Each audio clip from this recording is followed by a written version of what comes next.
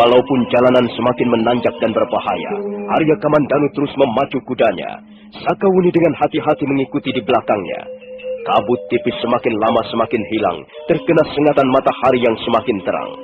Arya Kamandanu kelihatan sudah tidak sabar lagi. Dia tinggal memacu kudanya untuk menyeberangi sebuah tebing yang menjorok ke dalam. Di balik tebing itulah terletak gubuknya, yang selama ini ditempati oleh Meisin, Ayu Wandira dan keponakannya, Panji Ketawang. Tiba-tiba Arya Kamandanu menghentikan kudanya di tikungan tebing.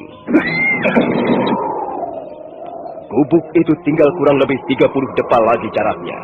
Arya Kamandanu hampir tidak mempercayai apa yang dilihatnya. Gubuk yang dengan susah payah dibangun, sekarang sudah hampir seluruhnya musnah menjadi arang. Tidak. Ada yang telah membakar gubukmu, Kamandanu. Dia telah membakar gubukku. Itu sama saja telah membakar hidupku. Pastilah itu perbuatan Dewi Sambi dan prajurit-prajurit Kediri. Rupanya semalam mereka datang kemari. Dewi Sambi.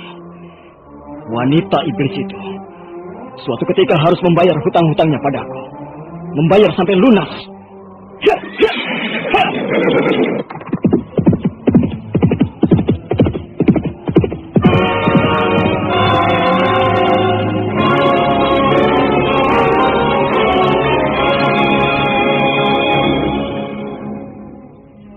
Iblis betina, aku akan membuat perhitungan denganmu kelak. Aku tidak terima. Aku, Arya Kamandanu, suatu ketika akan membalas perbuatanmu yang biadab ini. Kau telah membakar gubukku, dan kau telah menculik keluargaku. Kurang ajar. Aku tidak akan tinggal diam. Aku harus mencarimu, Dewi Sambi. Aku akan mencarimu. Tunggu dulu, Kamandanu. Sabar dulu. Kau jangan menghalang-halangi aku, Sakawuni. Kau bisa melihat sendiri seperti apa kekejaman mereka itu. Lihat! Lihat bekas-bekasnya masih nampak dengan jelas. Gubukku dibakar habis. Dan mereka telah menculik keluargaku. Mereka telah membawa Meisin, Ayu Wandira, dan Panji Ketawang. Tunggu dulu. Tenang dulu, Kamandanu. Marilah kita renungkan peristiwa ini barang sejenak. Belum tentu Dewi Sambi membawa istrimu dan keponakanmu itu. Tidak. Aku harus mencarinya. Sekarang juga. Kemana kau akan mencarinya? Aku tahu sarang mereka. Aku tahu sarang para penjahat itu. Mereka pasti ke Jasin Wungkal. Aku akan obrak-abrik Jasin Wungkal. Aku harus membalas perbuatan mereka yang biadab ini. Kamandanu, kau harus berpikir dengan sehat. Jangan terburu nafsu. Coba perhatikanlah baik-baik. Halaman rumah ini semalam telah menjadi ajang perkelahian yang sengit. Lihat saja. Ada 2 orang prajurit roboh binasa. Mayat mereka tertelungkup di atas semak belukar. Dan di tempat ini banyak sekali terdapat ceceran darah. Kukira kakak Meisin telah memberikan perlawanan yang cukup sengit. Jadi menurut pendapatku, mereka tidak mungkin membawa istrimu. Karena istrimu telah memberikan perlawanan ketika akan ditangkap Kamandanu. Iya, kau benar, Sakawuni. Tapi di mana Meisin sekarang ini? Di mana Ayu Wandira dan Panji Ketawang? Nah, kitalah yang harus mencari mereka, Kamandanu. Mereka sudah membakar habis gubuk. Apakah mungkin mereka membiarkan Meisin dan keluargaku tetap hidup? Kalau mereka juga membunuh keluargamu, mereka tidak mungkin membawanya pergi dari tempat ini. Mereka tidak akan mau bersusah payah menggotong mayat melalui jalanan yang licin dan berbahaya. Karena itu masih ada harapan, Kamandanu. Kita harus mencarinya. Ayo, kita cari di sekitar tempat ini. Tak ada perlunya kau meraung-raung, meratapi, dan menyesali apa yang sudah terjadi. Lebih baik kita berusaha, Kamandanu. Baiklah, Sakawuni. Ayo, kita mencari mereka.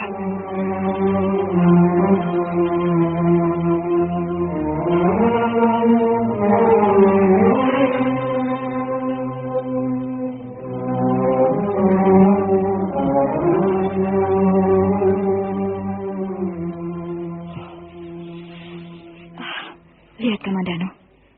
Ada ceceran darah di sekitar tempat ini. Lihat. Benar, Sakawuni. Perkelahian itu pasti berlangsung sampai di tempat ini. Mungkin semula perkelahian terjadi di tengah halaman sana.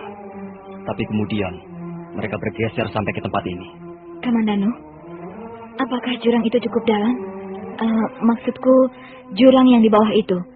Apakah cukup dalam? Aku tidak pernah pergi ke bawah sana. Tapi, ya, cukup dalam juga. Paling tidak sedalam 2 kali pohon bambu. Tapi kita tidak bisa turun, Sakawuni. Kecuali kita mengambil jalan memutar, dan itu agak jauh. Tidak apa-apa. Ayo, kita lihat ke bawah jurang sana. Barangkali ada yang bisa kita temukan di sana.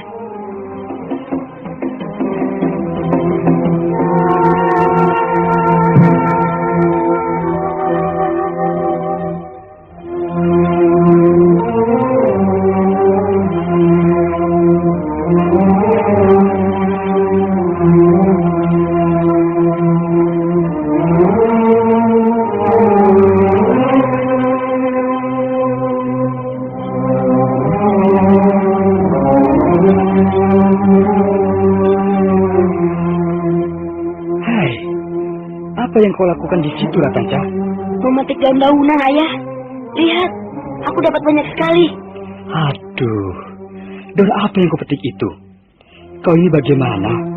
Itu salah, bukan yang itu, Ratanca.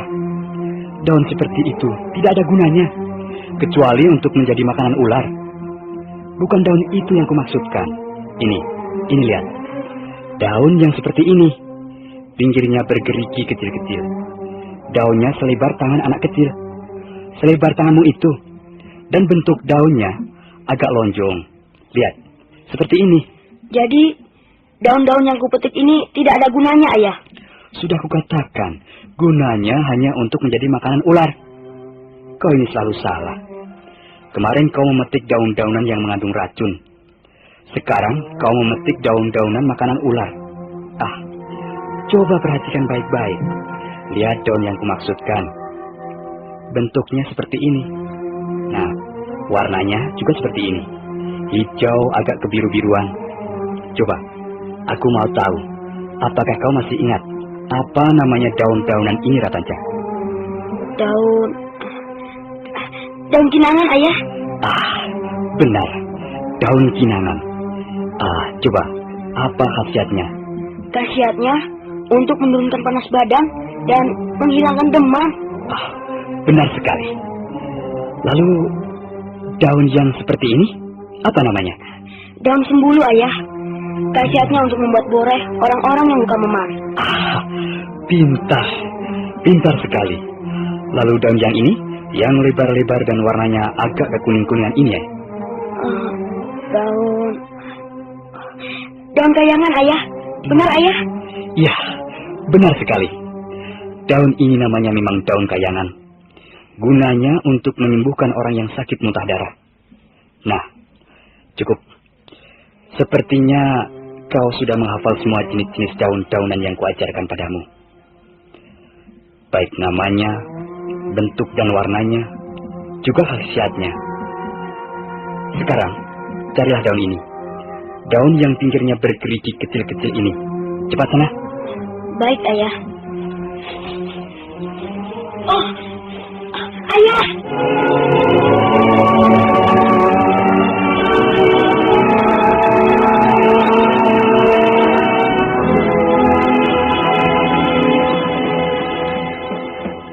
Ada apa, Ratanca? Ada apa? Mengapa kau menjerit? Lihat, Ayah. Lihat. Ada manusia tergeletak di sini. Di balik rumpun semak belukar ini. Lihat, Ayah. Ya. Siapa orang ini? Nampaknya dia terluka parah, Ratanca.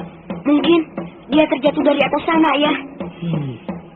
Iya, lukanya memang cukup parah. Parah sekali. Nampaknya dia banyak kehilangan darah. Apakah dia masih hidup, Ayah? Coba, Ratanca. Kau bantu aku mengangkat tubuh orang ini ke bawah pohon sana. Tempat ini terlalu panas. Dan lagi, banyak semutnya.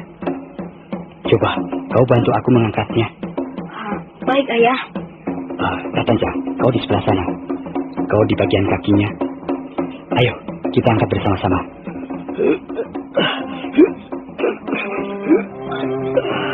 Ayo.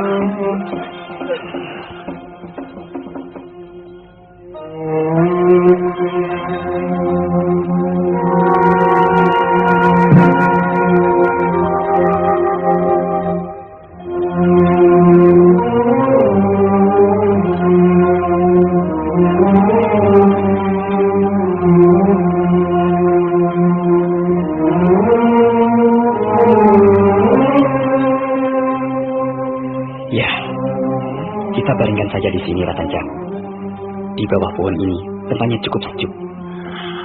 Sepertinya orang ini sudah mati, Ayah. Sudah tidak bergerak-gerak lagi. Orang ini terluka berat, terluka parah. Memang sepintas lalu kelihatannya seperti sudah mati. Coba saja, kau tekan urat-urat di pergelangan tangannya. Sudah tidak ada lagi denyutnya, kan? Kakinya juga sudah dingin, Ayah. Dingin dan nampaknya sudah agak kaku. Coba kau diam dulu, Ratanja. Aku akan memeriksanya orang ini. Ya, masih terdengar ada denyut kehidupan jauh di dalam tubuh orang ini. Tapi samar-samar sekali. Denyut itu sangat lemah sekali. Tapi yang penting, denyut itu masih ada. Berarti masih ada harapan. Apakah orang ini masih bisa ditolong, Ayah? Dia terluka parah, Ratanja. Walaupun dia masih hidup, tapi dia terluka parah sekali. Harapan memang masih ada, tapi kecil sekali. Harapannya tipis. Apakah Ayah bermaksud menolong orang ini? Kau ini bagaimana, Ratanja? Sepertinya kau ini tidak tahu siapa ayah angkatmu ini. Wong Yin adalah seorang ahli obat-obatan. Hampir seluruh orang-orang di pantai Pasuruan kenal siapa ayah angkatmu ini. Memang, pekerjaanku adalah menolong sesama hidup. Tentu saja, aku bermaksud menolong orang ini, Ratanja. Tapi kita lihat saja bagaimana nanti. Lihat, Ayah. Ada orang berlari dari ke arah sini. Lihat, Ayah. Ya. Ayo, kita bersembunyi, Ratanja. Dia pasti sedang mencari orang yang terluka parah ini. Kalau dia menemui kita di sini, bisa terjadi kesalahpahaman. Kita bisa dituduh sebagai orang yang telah membuat dia terluka parah. Ayo cepat, Ratanja. Ayo kita bersembunyi. Baik, Ayah.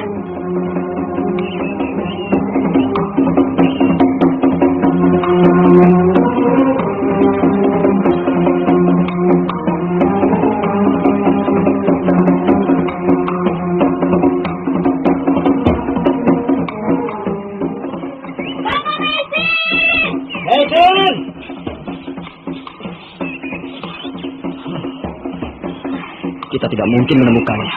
Kita sudah mencarinya ke sana kemari. Kita harus terus mencarinya, Kamandanu. Jangan cepat berputus asa. Kakak Mesin! Mesin! Mesin! Lihat, Kamandanu. Ada jejaran darah yang sudah mulai mengering di tempat ini. Ayo, kita ikuti saja jejaran darah ini. Ya Dewa Jagat Batara. Mesin! Benarkah dia itu Mesin? Lihat Sakawuni. Lihat. Siapa yang tergeletak di bawah pohon itu? Mesin! Mesin!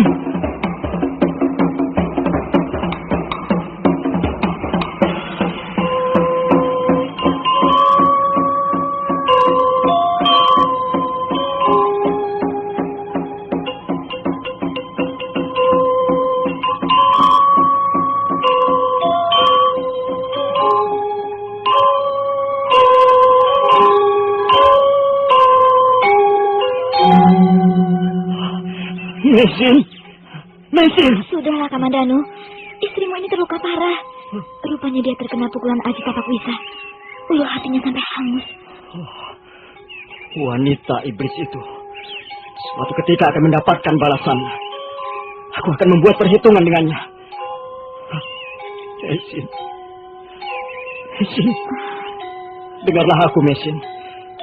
Ini aku, Arya Kamandanu, suamimu. Kau tidak mendengar aku, Mesin? Lihat. Lihat Sakawuni. Dia sadar kembali. Dia sadar kembali. Tenang, Kamandanu. Tenanglah. Biarkan dia sadar sepenuhnya.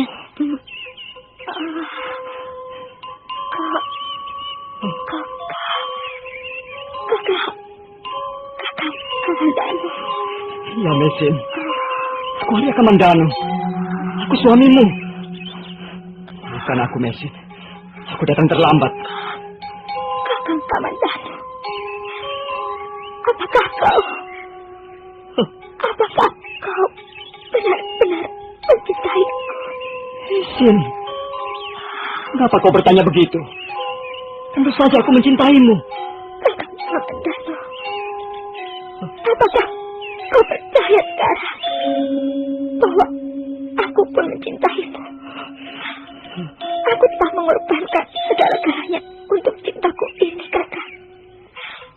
Aku rela menyerahkan nyawaku demi cintaku padamu. Meisin, jangan kau berkata begitu. Kau adalah istriku. Istriku yang paling kucintai. Kau akan segera sembuh. Dan kita akan hidup bahagia sebagai suami istri.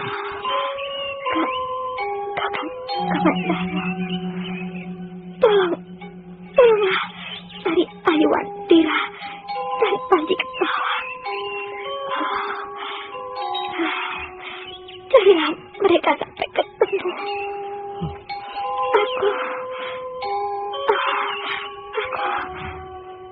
Aku sudah tidak kuat lagi.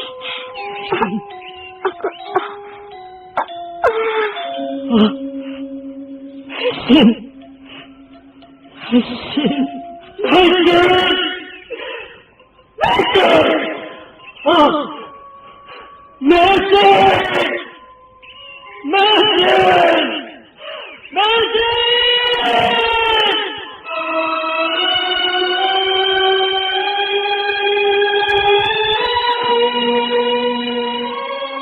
Arya Kamandanu bagaikan orang kesetanan.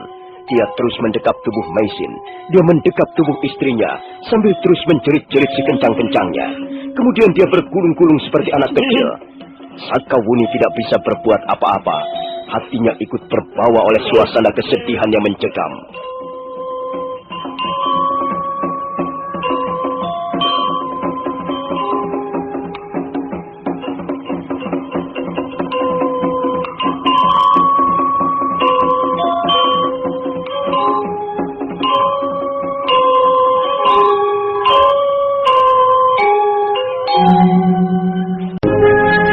Ada dua orang sibuk mencari daun-daunan di dalam hutan di sekitar lereng Gunung Arjuna.